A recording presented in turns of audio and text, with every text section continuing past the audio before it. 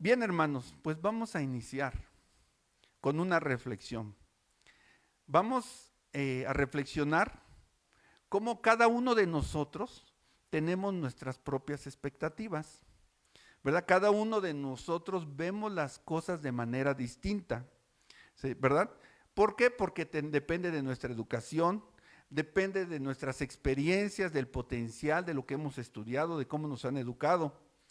Así que cada uno de nosotros tiene una perspectiva única. Entonces, es como si cada uno de nosotros vemos las cosas de manera distinta, ¿verdad? Y esto lo podemos ver más contrastante con las profesiones. Fíjense bien, algunos estudiamos ingeniería, arquitectura, leyes, sistemas, qué sé yo. Nos dedicamos a la mecánica, nos dedicamos al comercio. Y eso hace que veamos las cosas de manera distinta aún más. Como si pusiéramos unos lentes, ¿verdad? Que aproveché porque me tocó leer. Tenemos unos lentes que nos hacen ver las cosas de una manera diferente. Por ejemplo, hermanos, si volteáramos a ver una casa, vamos caminando y volteamos a ver una casa, ¿qué es lo que veríamos? Si nosotros nos ponemos los lentes de un arquitecto, pues veríamos el diseño estético, la distribución de los espacios, la creación de los ambientes que se ajuste a las necesidades de los residentes, ¿verdad? Pero ¿qué pasa si nos ponemos después los lentes de un ingeniero? ¿Qué es lo que observamos? Pues podemos ver la viabilidad técnica, las columnas, las vigas, las traves, los materiales y todas las normativas de ingeniería con las cuales debe de cumplir esta vivienda. Si nos ponemos los lentes de un inversionista inmobiliario, pues veríamos que es un activo financiero, ¿verdad? Que pudiéramos enfocarnos en el valor que existe en el mercado, su apreciación de la rentabilidad, de la plusvalía y cómo nos generaría eso una inversión. ¿Qué pasa si nos ponemos unos lentes de artista? Veríamos una obra de arte, podemos apreciar colores, formas, encontrar inspiración. Y les pregunto, hermanos, ¿qué vería una familia? ¿Vería un refugio, un lugar de convivencia? ¿Verían un espacio donde pueden compartir momentos, podemos construir recuerdos, pero sobre todo vemos un lugar donde podemos hacer nuestro hogar, ¿verdad? Y finalmente, hermanos, como cristianos, como seguidores y discípulos de Cristo, la casa, ¿cómo la veríamos? La vemos como un regalo de Dios. No solo es un hogar, es un lugar donde mi esposa y yo y mis hijos oramos, buscamos la voluntad de Dios, practicamos la fe para glorificar al Padre. Entonces, hermanos, en nuestro diario vivir, cada día que vamos y realizamos nuestra actividad cotidiana, ¿cómo vemos las cosas, hermano? En la mañana cuando nos despertamos, ¿qué lentes nos ponemos? ¿Qué es lo que hacemos? ¿Nos ponemos unos lentes con nuestra propia perspectiva, con nuestros propios conocimientos, con nuestros propios valores, o nos ponemos unos lentes conforme a la voluntad de Dios?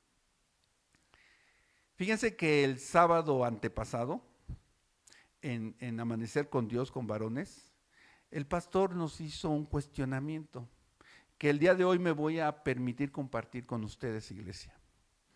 Nos hacía una pregunta: ¿cuál es el personaje bíblico con el cual ustedes más se identifican, hermanos?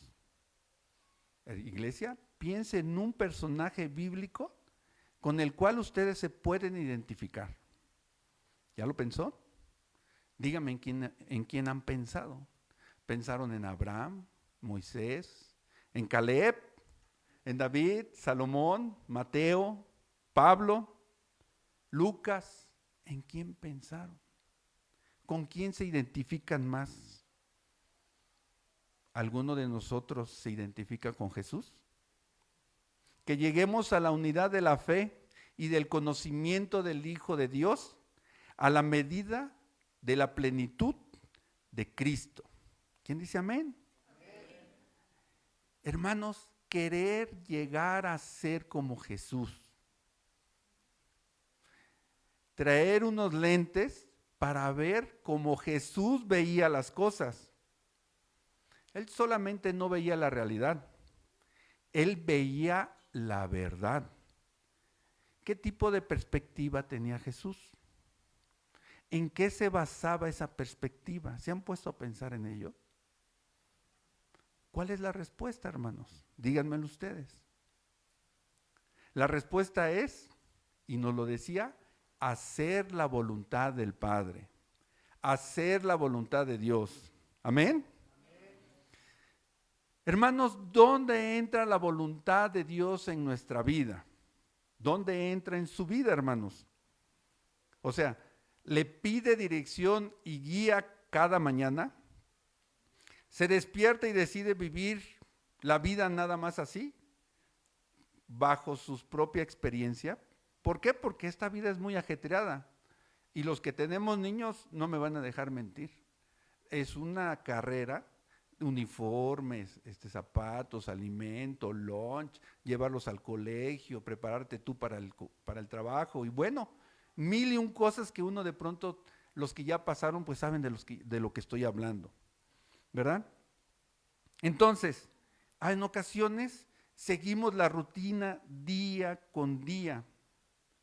Y entonces, cuando pienso en eso, pienso en cómo actúa la gente del mundo, allá los hermanos que están en el mundo, sin dirección de Dios en su vida, ¿verdad?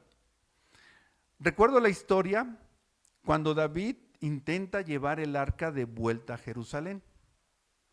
Y hoy vamos a abordar esa historia, hermanos. Es una historia bastante interesante que la encontramos en el libro de Segunda de Samuel. También la encontramos en Crónicas, pero vamos a basarnos en Segunda de Samuel. Tome su Biblia, hermanos, saque su Biblia de papel y disponga su corazón para escuchar la palabra de Dios. Vayamos rápidamente, Segunda de Samuel, capítulo 6, y vamos a dar lectura de los versículos del 1 al 15. ¿Ok? Cuando estén listos, díganme un amén. Excelente. Dice la palabra de Dios. David volvió a reunir a todos los escogidos de Israel, 30,000. Y se levantó David y partió de Baalá de Judá, con todo el pueblo que tenía consigo, para hacer pasar allí el arca de Dios, sobre la cual era invocado el nombre de Jehová de los ejércitos, que mora entre los querubines. Pusieron el arca de Dios sobre un carro nuevo y la llevaron de la casa de Abinadab, que estaba en el collado. Y Usa y Ahío, hijos de Abinadab, guiaban el carro nuevo. Y cuando lo llevaban de la casa de Abinadab, que estaba en el collado, con el arca de Dios, Ahío iba delante del arca. Y David y toda la casa de Israel danzaba delante de Jehová, con toda clase de instrumentos de madera de haya, con arpas, salterios, panderos, flautas y címbalos. Cuando llegaron a la era de Nacón, Usa extendió su mano al arca de Dios y la sostuvo, porque los bueyes tropezaban.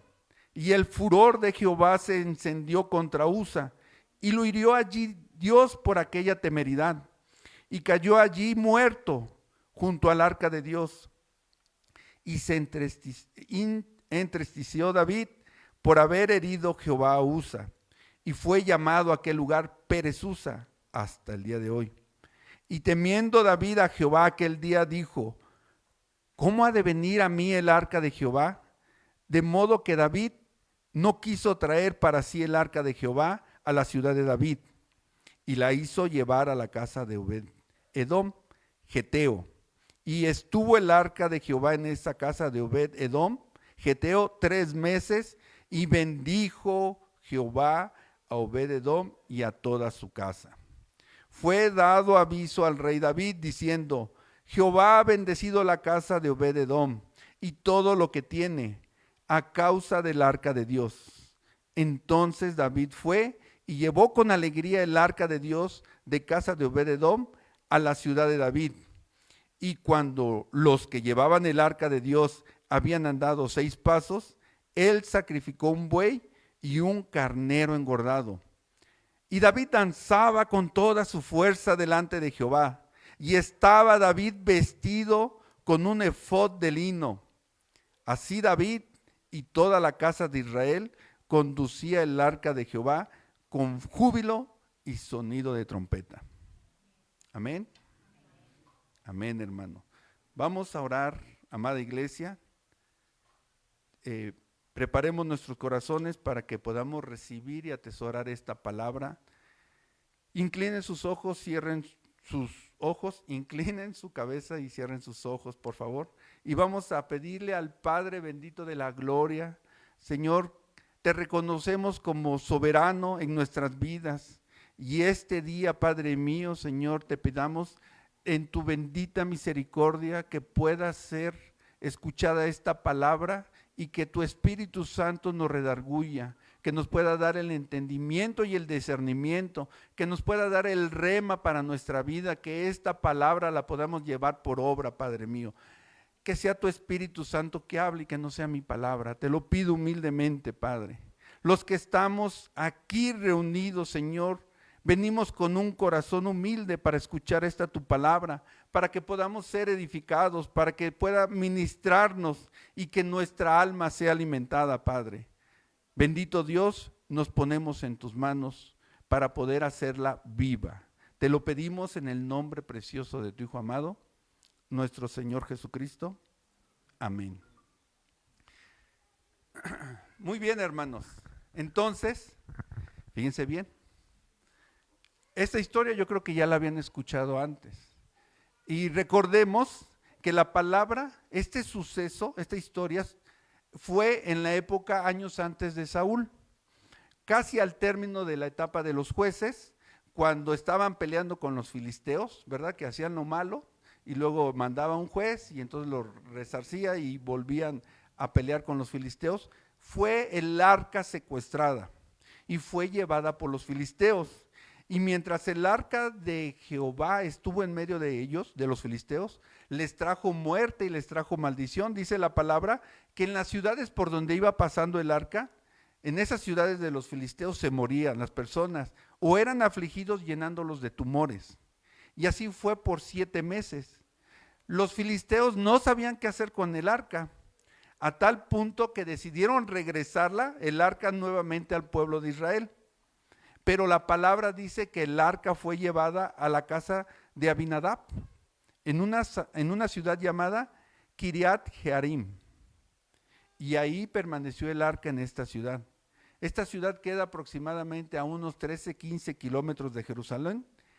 Y dice que permaneció ahí por 20 años, hermanos. Y durante ese periodo de 20 años, que fue el transcurso también que reinó el rey Saúl, pues nunca se interesó porque el arca del pacto regresara a la ciudad de Jerusalén. Y dice la palabra también que apenas David empezó a reinar, sintió en su corazón el deseo de hacer que el arca del pacto, que representaba la presencia misma de Dios, regresara nuevamente a Jerusalén. Y sobre todo este entorno que les acabo de platicar es que inicia esta historia. El tema del día de hoy de la prédica es siguiendo la voluntad de Dios. Bueno, pues primer punto, buenas intenciones. Fíjense que en nuestra vida, en muchas ocasiones pensamos que lo que hacemos son intenciones buenas. Y no solo eso, pensamos que lo que estamos haciendo es bueno. Y es algo muy semejante a lo que le pasó a David. Dice la palabra de Dios en el libro de 2 de Samuel, capítulo 6, los 2 primeros versículos. David volvió a reunir a todos los escogidos de Israel. ¿Cuántos fueron? 30,000. Dice que se levantó David y partió de Balá de Judá con todo el pueblo que tenía consigo para hacer pasar de allí el arca de Dios, sobre el cual era invocado el nombre de Jehová de los ejércitos, que mora entre los querubines. David volvió a reunir a todos los escogidos de Israel. Reunió a sus mejores soldados, porque traer el arca de Jerusalén era un acto muy importante. ¿Recuerdan qué era el arca de la alianza? ¿Recuerdan que Dios ordenó a Moisés que construyera esa arca 400 años antes del tiempo de David? ¿Recuerdan que era una caja de madera de acacia? Y era una especie de tipo de cofre, cubierta completamente de oro y con una tapa en la parte superior adornada como propiciario. El arca de Dios tenía unas dimensiones como de 1,15 m, 68 centímetros de ancho y 68 centímetros de alto. Y dentro de ella se encontraban la ley de Moisés, que bajó del monte. Se encontraba también un frasco de maná y la vara de Aarón, aquella que reversió milagrosamente como la confirmación de su liderazgo. Así que el arca representaba la presencia y la gloria de Dios en Israel. Aquí vemos al rey David que tiene una intención muy buena, hermosa incluso, ¿verdad? Cualquier persona diría, pues esto es algo muy bueno que está tratando de hacer David, porque reúne a todo su pueblo con el objetivo de hacer que el arca regresara a Jerusalén. Aquí vemos que esto es una historia muy positiva, ¿verdad? David amaba la presencia de Dios. Sabemos que tratando de que la presencia de Dios habitara en medio de su pueblo de Israel y que viviera de manera cercana la gloria de Dios. Esas eran las intenciones de David. Y podemos ver en los versículos 3 y 5, nos dice que el arca fue regresada o era llevada con gran gozo. Dice la palabra que pusieron el arca de Dios sobre un carro nuevo. Transportar el arca en un carro iba en contra del mandamiento de Dios. La palabra de Dios indicaba exactamente cómo debería de ser transportada el arca. Lo podemos recordar si abrimos el libro de Éxodo, capítulo 25, los versículos 12 al 15. Voy a darle lectura rápidamente. Y le dice cuando construye el arca, fundirás para ella 4 anillos de oro que pondrás en sus 4 esquinas. 2 anillos a un lado de ella y 2 anillos al otro lado. Harás unas varas de madera de acacia, las cuales cubrirás de oro, y meterás las varas por los anillos a los lados del arca, para llevar el arca con ellas. Las varas quedarán en los anillos del arca, no se quitarán de ella. Entonces, el modo de transportarlas era por medio de unos anillos de oro, ¿verdad?, que introducían las varas de acacia. El arca estaba designada para ser cargada solamente por los levitas. A Dios no le servimos con buenas intenciones. A Dios le servimos con obediencia, haciendo su voluntad. ¿Dónde quedaban las buenas intenciones de David? Podemos imaginar qué es lo que pensaba el pueblo. Miren, tenemos un carro nuevo para el arca de Dios. Dios estará satisfecho con este bonito y elegante carro nuevo.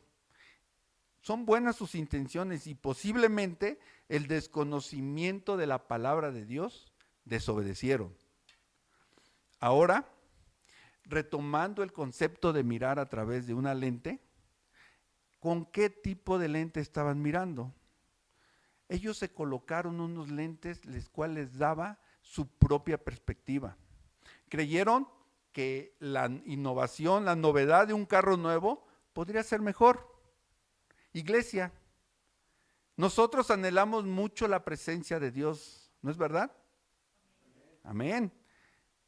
Pero ¿no les parece que en ocasiones queremos subir la presencia de Dios, acomodar la palabra de Dios en alguno de nuestros carros nuevos?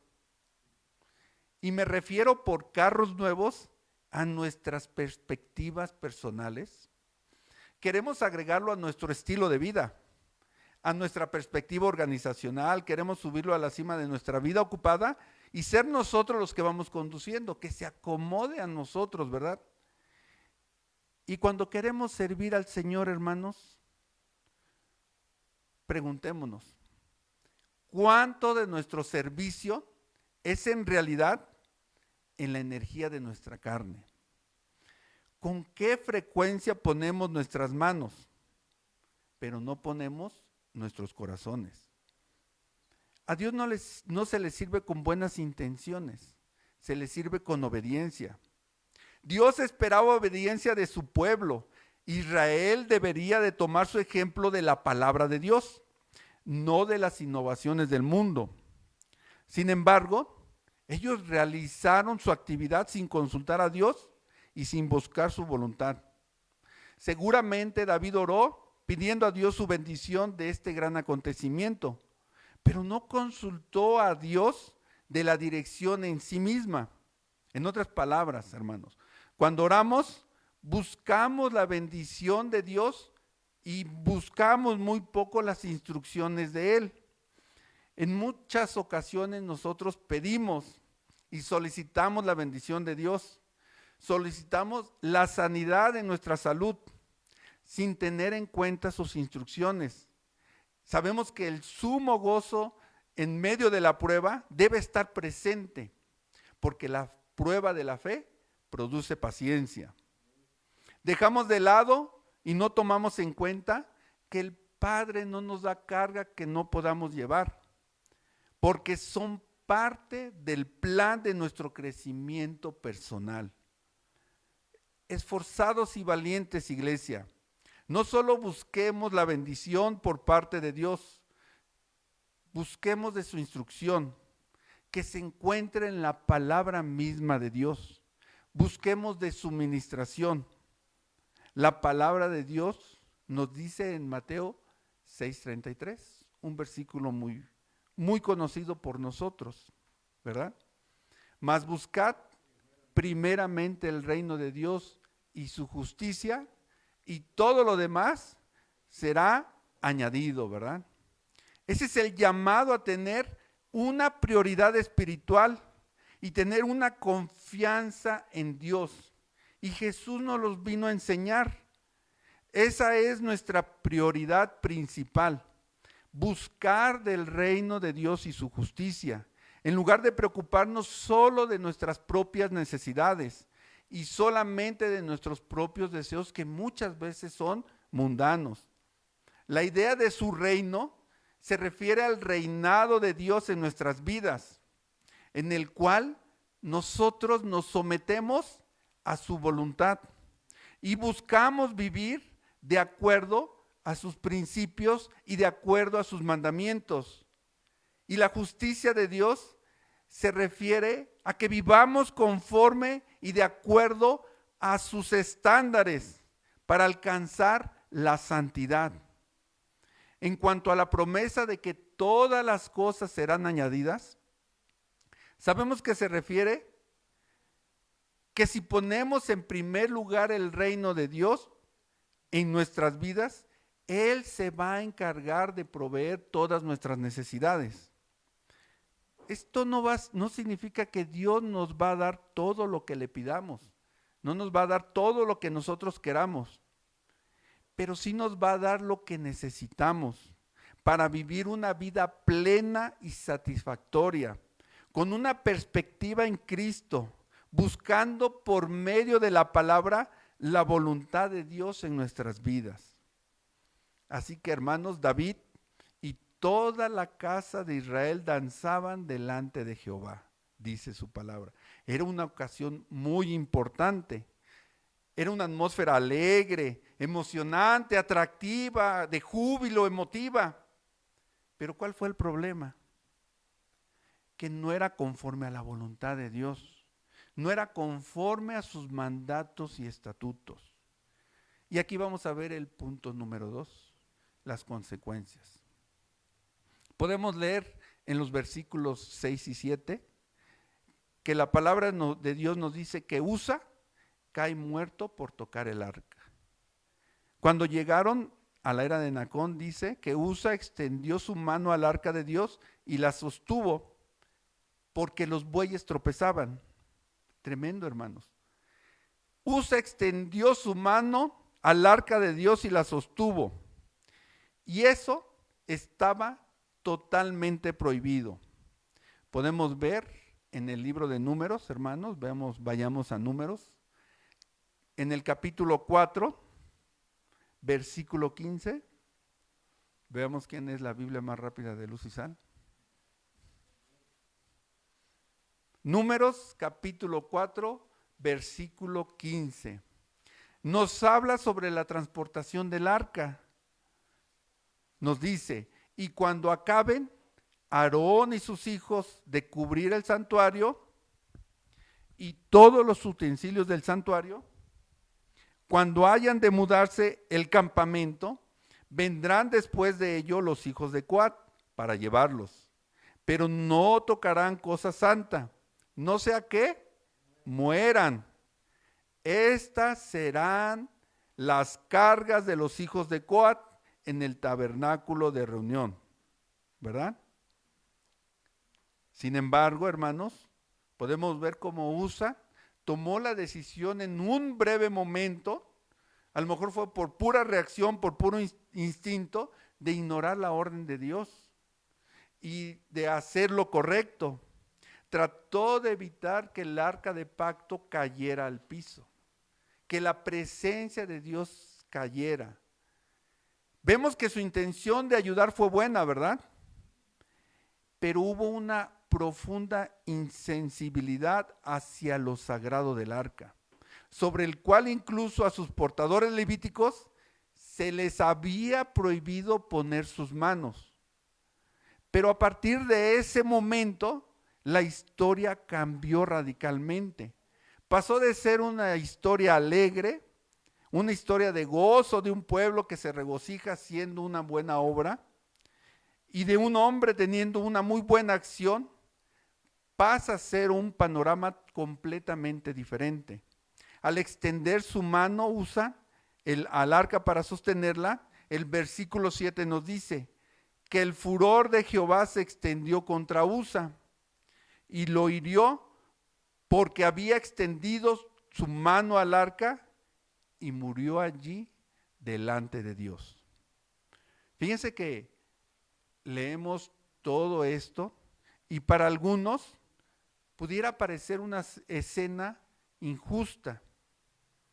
Muchos dirían que Dios juzgó muy fuertemente a Usa, porque él estaba tratando de hacer algo bueno. No solo extendió su mano para sostener el arca, sino que lo hizo para que cayera. Y en la actualidad, como el arca era algo muy importante, en la actualidad pudiera verse esto como un acto heroico, ¿no? Reaccionó y la detuvo. Tal vez muchos pensarían que este hombre debería ser recompensado por esa acción que había realizado. Evitar que el arca cayera. Contribuir a que David cumpliera, a que el arca regresara a la presencia, que regresara a Jerusalén. Pero entonces, aquí es donde nosotros podemos profundizar un poquito más en la palabra de Dios y vamos a ver lo que ya veníamos hablando. Dios estaba esperando que el pueblo hiciera lo que estaba haciendo. Dios esperaba el momento en que la presencia de Dios, el arca del pacto, fuera valorada de esa manera y que regresara al lugar al cual pertenecía, al templo en Jerusalén. Pero Dios quería que los hombres lo hicieran al modo de Dios. Y podemos decir, pero entonces, ¿dónde está el error? ¿Cuál fue el pecado? ¿En qué fallaron en llevar el arca de Jerusalén? Podemos analizar detenidamente los errores que cometió el pueblo de Israel, porque trataban de traer el arca y el primer error que cometió David es, como en otras ocasiones la Biblia nos enseña que David estuvo en muchas situaciones difíciles, ¿verdad? Y que muchas de esas veces David consultó a Jehová para saber qué es lo que debía hacer, lo consultaba para saber cuál era la forma de actuar. Y en esta pasaje, aunque la intención es muy clara, aunque es muy buena, aunque realmente Dios quería que el arca volviera, la palabra dice que David no le consultó a él. Dice que consultó al pueblo y al pueblo le pareció bien. Y como al pueblo le pareció bien, David tomó la decisión de hacerlo. Muchas veces nosotros mismos, dentro nuestro mundo cristiano, suceden cosas parecidas. Hacemos cosas buenas, estamos tratando de hacer cosas buenas que aparentemente agradan a Dios. Pero muchas veces no consultamos a Dios. Y como en ese momento tenemos la aprobación de las demás personas, como a las demás personas puede que le parezcan bien, nosotros pensamos que lo que estamos haciendo de bien pareciera estar bien. Era vital que David consultara primero a Dios, que le dijera: Señor, queremos regresar tu presencia. Queremos que esté en el lugar en el cual tú has designado. ¿Qué es lo que quieres que hagamos? ¿Cómo es que tú quieres que devolvamos el arca? Dios quiere que nosotros hagamos exactamente lo mismo, que antes de tomar cualquier decisión, antes de emprender cualquier proyecto, aún dentro de la obra de Dios, aún dentro de nuestro ministerio, nosotros le preguntemos a Él. Porque puede que entre los hombres, entre la iglesia, entre sus vecinos, estén de acuerdo, porque se ven bien, porque son buenas las intenciones. Pero esto no quiere decir que sea conforme a la voluntad de Dios. Sabemos, iglesia, que Dios no es un Dios de segundos puestos. Dios quiere que lo pongamos en primer lugar. Amarás a Dios sobre todas las cosas. Y quiere que lo pongamos en primer lugar en todo.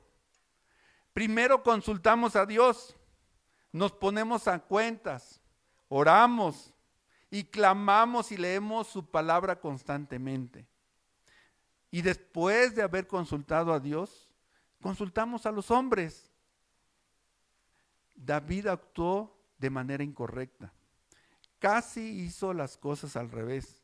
Consultó a los hombres y después dijo: si es la voluntad de Dios, pero ya había consultado a los hombres y ya había tomado una decisión. Amén, dicen por allá. Cuando Dios espera que nosotros lo consultemos primero a Él,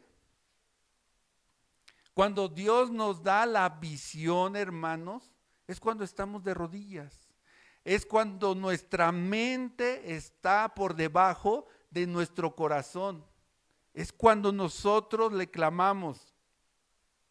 Porque es más importante lo que Dios dice que lo que uno quiere hacer, por más bueno que parezca. Y en el versículo 8, hermanos, podemos ver que David ante esta situación reaccionó con tristeza. Se entristeció David por haber herido Jehová a Usa. La tristeza de David seguramente estaba basada en la confusión. ¿Qué pasó aquí? No podía entender por qué unas buenas razones, unas buenas intenciones no eran suficientes. Dios se interesa tanto por nuestras intenciones como por nuestras acciones. El versículo 9 podemos leer: y temiendo David a Jehová aquel día, dijo: ¿cómo ha de venir a mí el arca de Jehová? David sabía que era muy importante regresar el arca de Jehová al centro de la vida de Israel. Quería que toda la iglesia se gozara, todo el pueblo, de la presencia y de la gloria de Dios. Así como la iba a regresar. Y David encontró la respuesta en la palabra de Dios. Podemos ver en nuestro último punto, el número 3, la voluntad de Dios. Podemos en esta palabra, en los versículos 10 y 11, vemos que David deja el arca con Obed Edom. dice la palabra de Dios. De modo que David no quiso traer para sí el arca de Jehová a la ciudad de David, y la hizo llevar David a la casa de Obed-edom, geteo. Y estuvo el arca de Jehová en casa de Obed-edom, geteo, 3 meses, y bendijo Jehová a Obed-edom y a toda su casa. David hizo esto cumpliendo con la palabra de Dios. Obed-edom era un levita de la familia de Coat.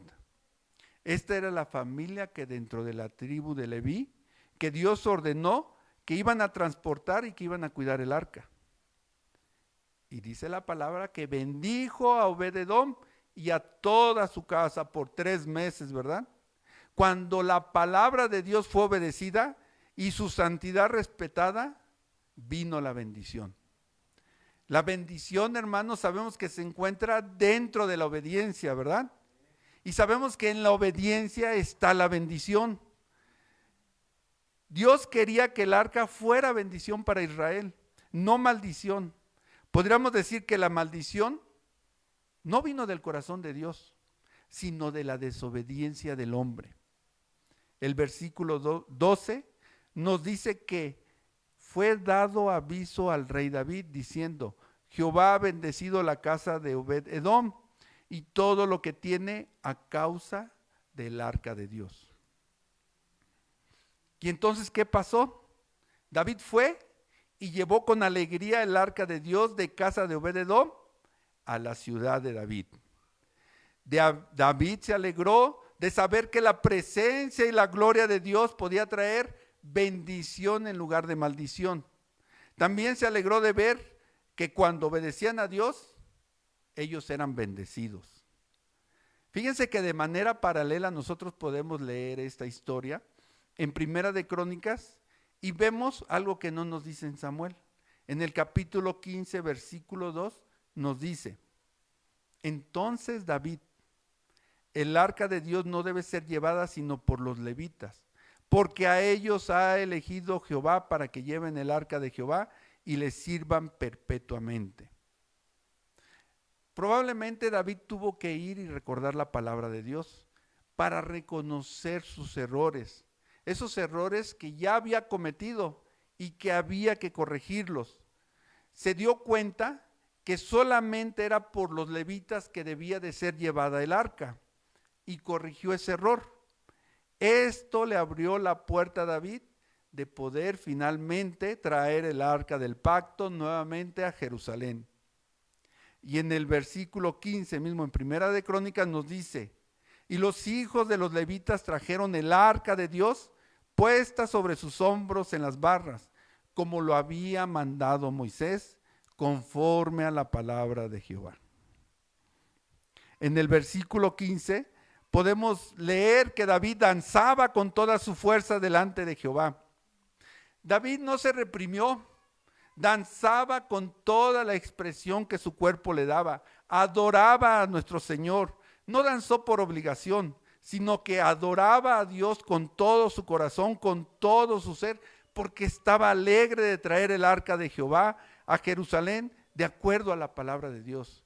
Recordemos que David era un hombre conforme al corazón de Dios. A diferencia de la primera vez, hermanos, que había alabanza y adoración también, pero esta no estaba siendo la correcta. Esta vez sí había nuevamente cantos de alegría, había gozo, había danza, pero había un orden perfecto y la organización de Dios estaba en medio de ellos. Y esta vez esa alegría era gozo, esa duración de gozo era completa, porque la presencia de Dios estaba allí en medio de ellos. Y como nosotros hace rato, hermanos, en la alabanza, cuando la presencia de Dios está en medio de nosotros, nos sentimos gozosos, porque hacemos las cosas de manera correcta. Y es cuando lo que hablamos, estamos en medio de la aflicción y estamos con gozo, es porque estamos experimentando la voluntad de Dios. Esta historia, más que ser una historia de arrepentimiento y de tomar la correcta dirección de Dios, vemos que estaba tratando de guiar a su pueblo a que aprendieran las cosas que se deben de hacer al modo de Dios desde el principio de los tiempos. Ese ha sido el propósito de Dios. Dios, por medio de su palabra, hermanos, sabemos que nos redarguye, sabemos que nos enseña, ¿verdad? Sabemos que de esa manera vamos a sufrir menos. Sabemos que de esa manera no tendremos que pagar consecuencias, porque estamos en la voluntad del Padre en su infinita misericordia.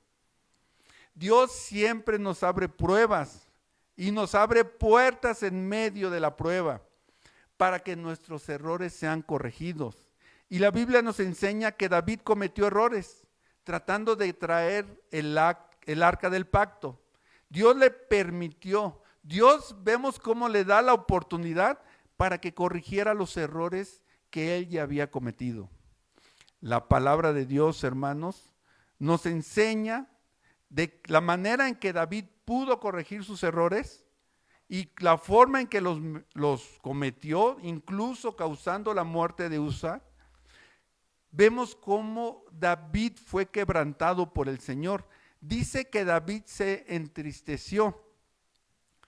Esto habla de que había arrepentimiento. Esto habla de que David en ese mismo momento se dio cuenta que había estado actuando de manera equivocada. Entonces, hermanos, la clave vital, muy importante, es que si queremos hacer las cosas de manera correcta, al modo de Dios, es la forma que indiscutiblemente la podemos hacer. Es muy importante que siempre vayamos a la palabra, porque solamente ahí vamos a encontrar la instrucción perfecta de lo que Dios quiere para nosotros en nuestra vida, de lo que Dios quiere en nuestros matrimonios, de lo que Dios quiere en nuestro trabajo.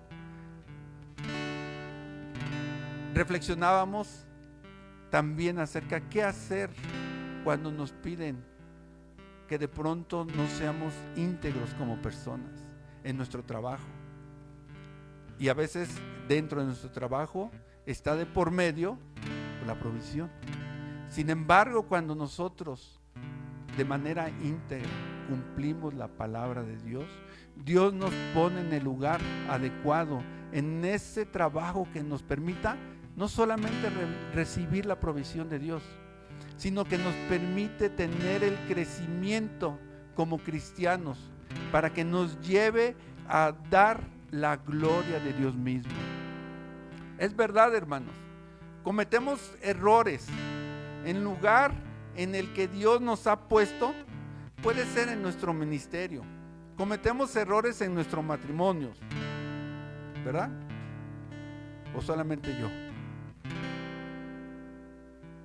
Donde quiera que Dios nos ha puesto, hermano, si nosotros erramos y nos apartamos de su orden perfecto de Dios, vamos atrasando ese propósito que tiene para nuestra vida. David se hubiera ahorrado muchos contratiempos, muchos problemas al transportar el arca desde la primera vez, si tan solo hubiera consultado a Dios desde el inicio. Si tan solo hubiera buscado la dirección de Dios, la forma correcta, hurgado en su palabra, y hubiera recordado esa forma adecuada, correcta, agradable y perfecta, pasaría de la tristeza que tuvo, se evitaría el dolor de ver morir a Usa. Y eso fue por causa de sus propios errores. Tal vez el día de hoy, hermano, estés haciendo las cosas conforme a tu propia perspectiva. Tal vez el día de hoy te encuentres haciendo las cosas conforme a tu propio criterio, en tus fuerzas, y has dejado a un lado la palabra de Dios. Has dejado a un lado los tiempos de oración.